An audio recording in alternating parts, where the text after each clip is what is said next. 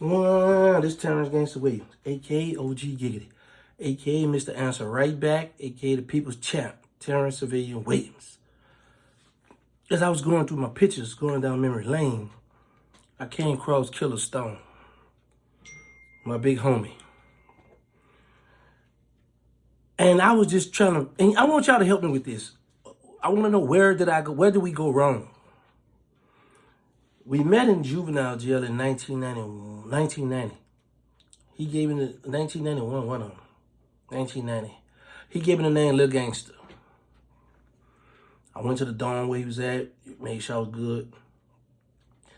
And I also heard this guy speak on who was the real big dogs and who was the homie for the third ward and all that. I can only speak on from when I was in LTI, Baker, Louisiana, in Scotland, with Killer Stone.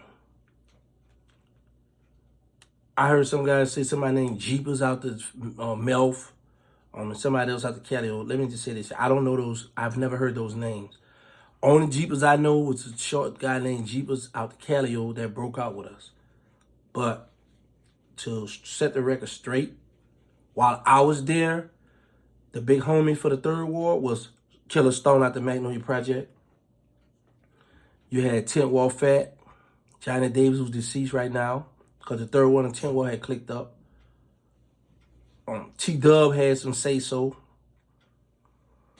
Mike out the Melf. And my co-defendant, George. G-Bunny, who's in Angola.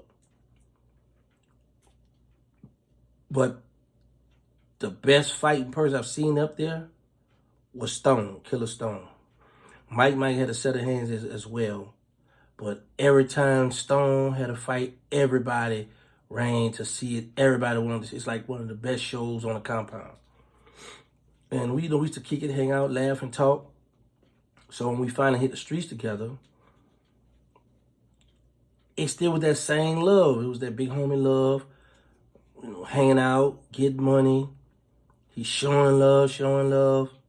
And I think I got spoiled when he used to be like, here, take this money, get that car there, just get out the project.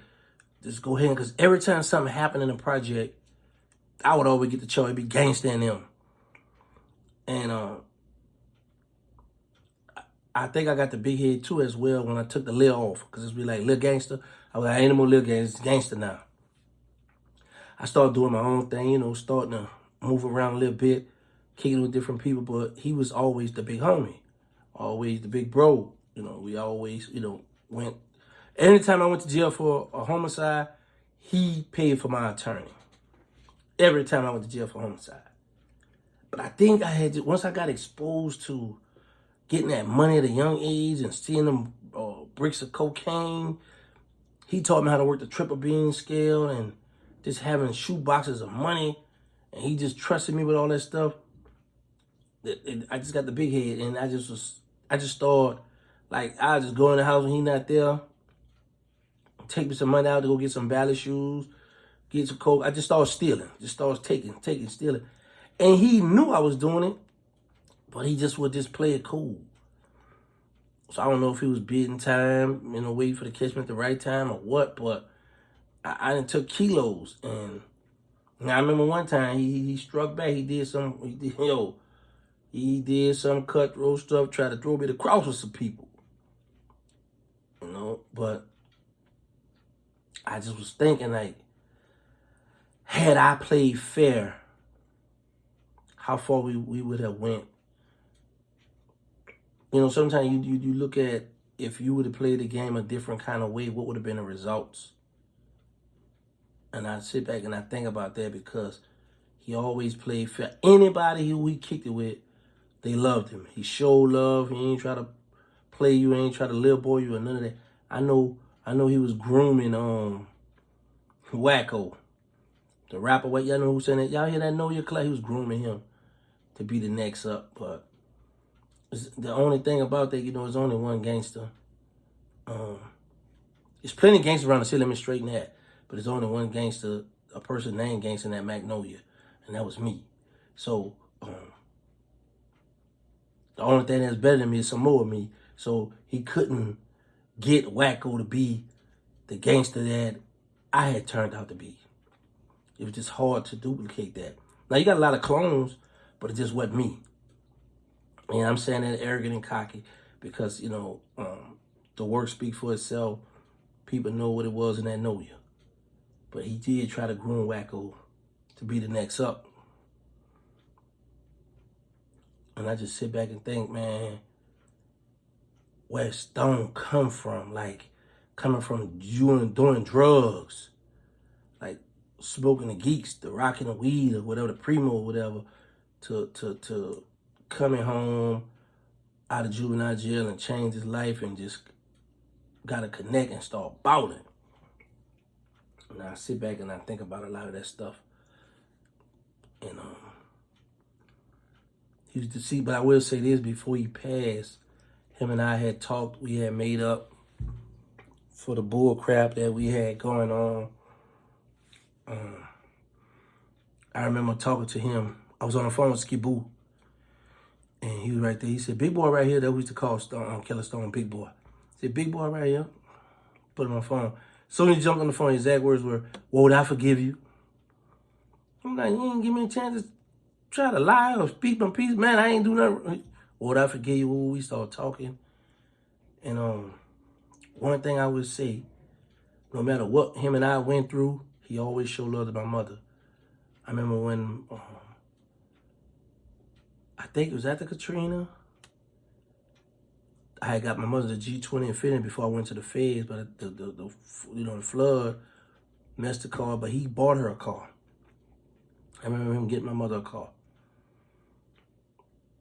And when he went to the feds, my mother sent him some money and called, and his exact words were, "Mom, I thought you forgot about me." I was like, wow. That was a good dude, a real good dude. It's hard to come by a good friend, good, people that's rock with you. And I really messed that relationship up. Greed, young, wild, and just got the big head. I just felt I was untouchable. Even though I hadn't been hit, shot in 91, shot in 94, stabbed in 94, shot in 96.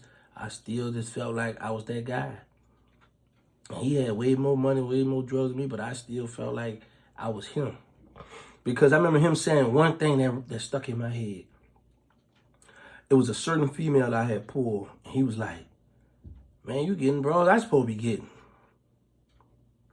And just hearing certain stuff like that to people you look up to, that stuff do stuff to you.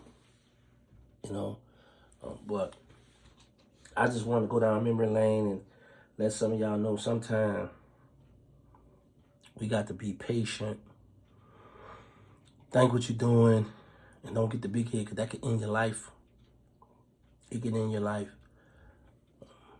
A lot of people not fortunate as I was to steal a lot of drugs, do a lot of dirt, still come out and sell it to certain people. And I did that, what's up? But not really saying, I did that to him, because I know he wasn't no chump by a long shot. But I just think back on the crazy stuff I did, the chances I took. But God left me here for a reason. And hopefully you youngsters get it together. Because y'all crazy these days. Y'all got all kind of pills and all kind of stuff. Y'all popping and drinking and doing all kind of crazy stuff. Y'all doing, man. Hope you guys get it together. Y'all know my motto. Let's say no to drug. Let's stop the violence. Put the guns down. Make sure y'all get tested for HIV and AIDS, because y'all need to know y'all status. We got the nonprofit. They need us. The Instagram. They need us. Third War. The movie. Them boys at war.